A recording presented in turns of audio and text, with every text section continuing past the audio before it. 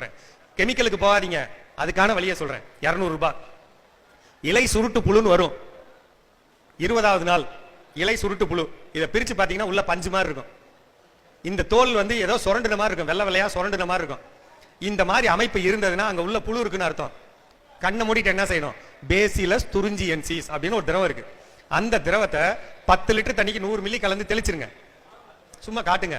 மாற்றத்தை நீங்க 2வது நாள் 3வது நாள் கண்டிப்பா பார்க்கலாம். நீங்க ஏற்கனவே ஈயம் கரைசல் தெளிக்க போறீங்க, இதை கொடுங்க, உங்களுக்கு மாற்றம் தெரியும். அடுத்த முக்கியமான விஷயம், இந்த இயற்கை விவசாயத்தை எப்ப செய்யக்கூடாது? பகல் நேரத்தில் செய்யக்கூடாது. 11 மணிலேருந்து 3:30 மணி வரை செய்யக்கூடாது. ஒன்று செஞ்சா காலங்காத்தால செய்யுங்க, இல்லைன்னா சாயந்தரம் செய்யுங்க. எப்ப செய்யக்கூடாது? அப்ப செய்யாதீங்க. செஞ்சீங்கன்னா பிரயோஜனம் இல்லை, அப்புறம் இயற்கை விவசாயம் தப்புன்னு சொல்லக்கூடாது. 11 மணிலேருந்து 3:30 மணி வரலும் செய்யக்கூடாது. நெல் விவசாயத்தில் பண்ற அடுத்த முக்கியமான தப்பு என்ன? காய்ச்சலும் பாய்ச்சலும் நினைச்சிட்டு அன்னைக்கெல்லாம் ஒருத்தர் பாத்தீங்கன்னா ஒரு களிமண் நிலத்துல இவ்வளவு தூரம் வெடிக்க விட்டுருக்காரு. அந்த பயிரோட வேறே அவ்வளவுதான் இருக்கு. கீழே தோண்டினீங்கன்னா உங்க பெரும்பாலானோட இந்த தோட்டத்தை தோண்டி பாத்தீங்கன்னா தெரியும், மேல இருக்க மண்ணு பொல பொலன்னு வரும், கீழே போன உடனே கல்லு மாதிரி ஒரு களிமண் இருக்கும். அதுகிட்ட அதை ஊறிலாம் வேர் போகாது. உங்களுக்கே தெரியும், நெல்லுக்கு வேர் வந்து குறைந்தபட்சம் 2.5 3 அடி நீளம் இருக்கும். ஆனா இந்த கல்லு மாதிரி இருக்கிறதுனால இதுலயே பிறண்டு நின்றுகிட்டு இருக்கும். இந்த இடத்துல கீழே கல் தர, இதுல பிறண்டு நின்றுகிட்டு இருக்கும். இந்த பிறண்டு நிக்கிற இடத்துல கொண்டு போய் நம்ம தவறுகளை பண்ணுனா, அதாவது உப்புக்களை போட போட போட இந்த வேர் வந்து சல்லி சல்லியா பிஞ்சு போயிடும். இதோட விளைவு என்ன? தூர் வெடிக்காது. எப்ப தூர் வெடிக்கணும்? 20வது நாள் வெடிக்கணும். 20வது நாள் ஏன் வெடிக்காது? அந்த நடவு நட்டதுல இருந்து 20 நாள் வரையிலும் வேர் வளர்ச்சிக்கான கடலை புண்ணாக்கு கரைசல் நீங்க கொடுக்கணும். கடலை புண்ணாக்கு எவ்வளவு? 50 ரூபா. 1 கிலோ 50 ரூபா. 20 கிலோ போடுங்கன்னா 1000 ரூபா ஆச்சு. 1000 ரூபா நீங்க செலவழிக்கிறதுக்கு பதில நான் என்ன சொல்றேன், இந்த பாஸ்வோ பாக்டீரியா ஒண்ணு மட்டும் சேர்த்துக்கங்க. 200 ரூபாய் வேர் ஓடும். இந்த நிலைமையில நீங்க ஒரே ஒரு கவனத்தை வச்சுக்கலாம். ஒரு கவனத்தை என்னால முடியும் அப்படின்னா ஜீவாமிர்தம்ங்கிற ஒரு பொருளை கொடுக்கலாம். இந்த ஜீவாமிர்தம்னா என்ன? 200 லிட்டர் ட்ரம், 160 லிட்டர் தண்ணீர், 20 கிலோ சாணம். ஐயா கேட்டுக்கங்க, 160 லிட்டர் தண்ணீர், 20 கிலோ சாணம், 15 லிட்டர் கோமியம், 195 ஆச்சு. 2 கிலோ நாட்டு சக்கரை, 2 கிலோ கடலை மாவு, 199 ஆச்சா? உங்க வரப்பு மண்ணு 1 கிலோ. இதான் இந்த 200. இதை ஏன் போடணும்? இதை யார் போடணும்? எங்க போடணும்?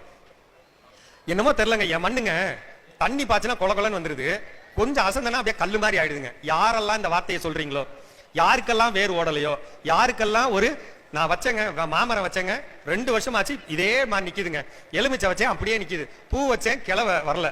உங்களோட நீங்க ஈவன் நீங்க போட்டிருக்க பருத்தியை எப்படி பார்க்கணும்? பருத்தியை வச்சு உங்க நிலத்தோட தன்மை எப்படி பார்க்கணும்? ஒரு ஒட்டு ரக பருத்தி நீங்க போட்டிருக்கீங்கன்னு வச்சுக்கோங்க, ஒரு கம்பெனி பேர் சொல்ல விரும்பல, அந்த மாதிரி பெரிய கம்பெனிகளோட விதையை போட்டீங்கன்னா என்ன நடக்கணும்? 25 கிளை வெடிச்சிருக்கணும். எண்ணி பாருங்க, நீங்க போய் 25 கிளை வெடிச்சிருக்கணும். 25 கிளை வெடிச்சா உங்க நிலம் நல்ல நிலம். அவ்வளோலாம் வரலங்க, இந்த ஒசரம்லாம் வரலங்க, இவ்வளவுதான் நிக்குது அப்படின்னா மண்ணு களிமண். இந்த மண்ணை மாத்த நான் என்ன பண்ணணும்? ஜீவாமிர்தம் கொடுக்கணும். என்ன பண்ண போறீங்க? பக்கத்தோட்டத்தில் கூட கடை வாங்க போறீங்க, 20 கிலோ சாணம் மட்டும். இந்த நின்றுகிட்டு இருக்கும் இல்லைங்களா நம்ம ஜெர்சி மாடு, அதோட கோமியம் கூட பரவாயில்லைங்க. நாட்டு மாடு தான் வேணும்ல, இதோட கோமியம் பரவாயில்ல. 15 லிட்டர் எடுங்க, ரெண்டையும் கலந்து ஒன்றை தயாரிச்சு கொடுங்க, மண்ணு பொல பொலன்னு ஆகும். அடுத்து என்ன பயன்படுத்தலாம்?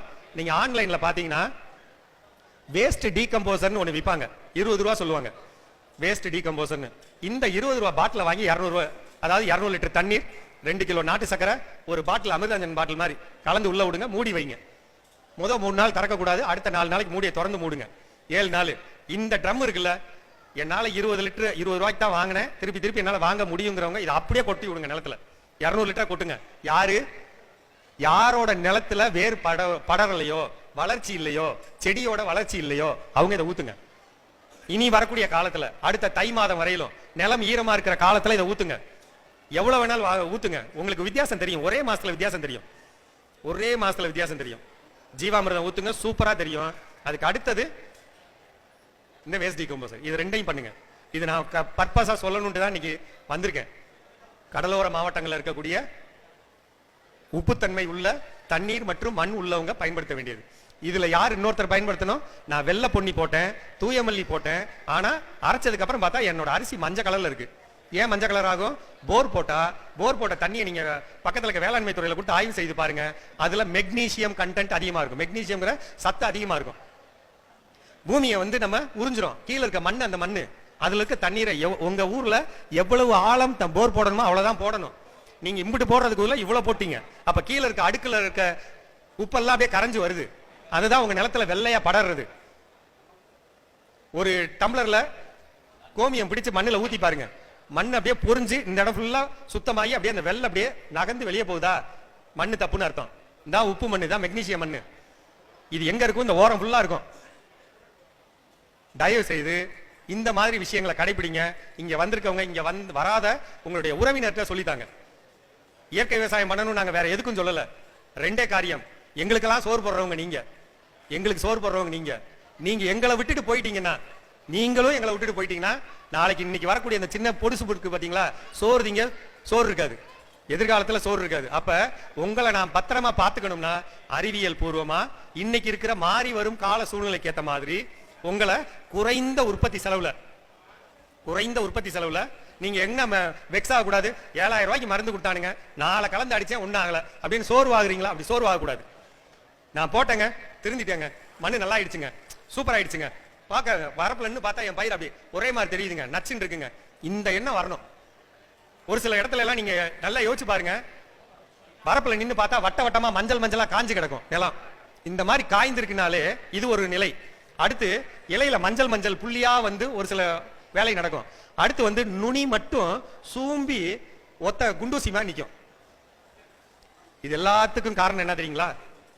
நீங்க வாங்கின பாரம்பரியமோ அல்லது பல்கலைக்கழக நெல்லுல இருந்து வந்த நோய்கள். முக்கியமான விஷயங்க, தயவுசெய்து புரிஞ்சுக்கங்க. போன வருஷம் எங்களோட நீர் மேலாண்மையும் பண்ணை மேம்பாடும் குழுவில் இந்த கேள்விக்கு மட்டும் தினசரி 4 தடவை நான் பதில் சொல்லுவேன். அந்த கேள்விக்குள்ள பொதுவான பதில் இதுதான். உங்களோட விதைய யார் கொடுத்திருந்தாலும் சரி, உங்களோட விதைய விதை நேர்த்தி பண்ணி நடுங்க. விதை நேர்த்தினா என்ன? விதைய கழுவுறது. போன தடவை நான் எடுத்து வச்ச விதைய ஈர துணியில கட்டி வச்சிருந்திருப்பேன். போன தடவை கொடுத்த விதைய வந்து இந்த மூளையில போட்டு வச்சிருந்திருப்பேன். மேல ஒரு மெல்லிசா ஒரு பூஞ்சானம் படர்ந்திருக்கும், ஒரு வைரஸ் நோய் வந்திருக்கும், அது தெரியாமையே நான் கட்டி வச்சிருந்திருப்பேன். யாரோ ஒருத்தட்ட போய் வாங்க சொன்னாங்க, அவர் வாங்கிட்டு வந்தேன். அவர் குறிப்பிட்ட காலம் அதாவது 3 இருந்து 9 மாதங்கள்ல, 6 மாசத்துக்குள்ள விற்க வேண்டிய விதை நெல்ல கொஞ்சம் அதிகமான நாள்ல வித்துட்டாரு. நான் தெரியாம வாங்கிட்டு வந்துட்டேங்க, தெரியாம போட்டுட்டேங்க. அப்படி போட்டாலும் என் பயிர் எந்த விதமான நோய் எதிர்ப்பு சக்தி இல்லாமங்கிறது எப்படி தெரியும்? இப்ப நான் வந்து வாடகாத்துலன்னா ஒரு காத்து அடிச்ச உடனே எனக்கு சளி பிடிக்கும், இதான் நோய் எதிர்ப்பு சக்தி இல்லாது. உங்க நெல் எப்படி இருக்கும்? பார்த்த உடனே மஞ்சள் இலை வரும், புள்ளி வரும், வெள்ளை புள்ளி வரும், மஞ்சள் புள்ளி வரும், உள்ள பிரவுன் புள்ளி வரும். இந்த வேலையெல்லாம் நடக்கும். இப்ப இது வராம இருக்கணும்னா இந்த வாங்கின விதை நெல்ல ஒரு ட்ரம்ல போடுங்க, தண்ணி ஊத்துங்க, நல்லா ஒரு ஆட்டி கழுவி வடிகட்டுங்க, ஒரு வேஷ்டி துணி போட்டு வடிகட்டுங்க, திருப்பி தண்ணி ஊத்துங்க, திருப்பி அலசுங்க, கீழே சாச்சு விடுங்க, திருப்பி தலை தட்டுற அளவுக்கு தண்ணி வச்சுக்கோங்க.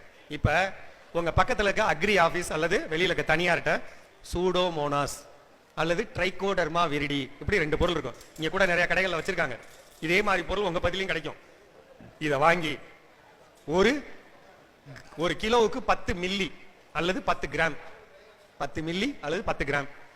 இப்ப உதாரணத்துக்கு 30 கிலோனா 300 மில்லி ஊத்தி அதில் ஊத்தி நீங்க ஒரு நாள் ஊற வைப்பீங்கல்ல, அப்படியே ஊறட்டும். அதுக்கப்புறம் அதை அப்படியே வடிகட்டிடுங்க. இப்ப நட்டு பாருங்க, எந்த தொல்லையும் வராது. ஏன்னா இந்த நெல்லோட உடம்புல இருக்கக்கூடிய எல்லாம் மறைஞ்சு, நீங்க நெல்லை வந்து அப்படியே நல்லா உத்து பாருங்களேன், நிறைய மடிப்பா இருக்கும். அந்த மடிப்புக்குள்ள எல்லாம் பூஞ்சை தொற்று போய் உட்காந்துருக்கும். அது உங்களுக்கு தெரியாது. அவசரத்துல வாங்கிட்டு வந்து குருவைக்கு போடணுமே, தண்ணி விட்டாங்களே வந்துருச்சு அப்படின்னு டமன்னு போடுவோம், தப்பாயிரும். அதுக்குதான் நீங்க போய் உரக்கடையில நிப்பீங்க, 7000 ரூபாய் 8000 ரூபாய் உங்களோட பதட்டத்தை வச்சு பில்லு போட்டுருவாங்க. நான் சொல்றது 200 ரூபாய்க்கு வாங்கி வைக்க சொல்றேன். அதுல இருந்து ஒரு 300 மில்லி, ஒரு டம்ளர், அதாவது 2 டம்ளர், பெரிய இந்த டம்ளர்ல 2 டம்ளர் ஊத்தி உள்ள போட்டு வைங்க, கழுவி செய்யுங்க. இதான் விதை நேர்த்தி. இதுக்கு பேர் விதை நேர்த்தி. இதை கண்டிப்பா செய்யணும்.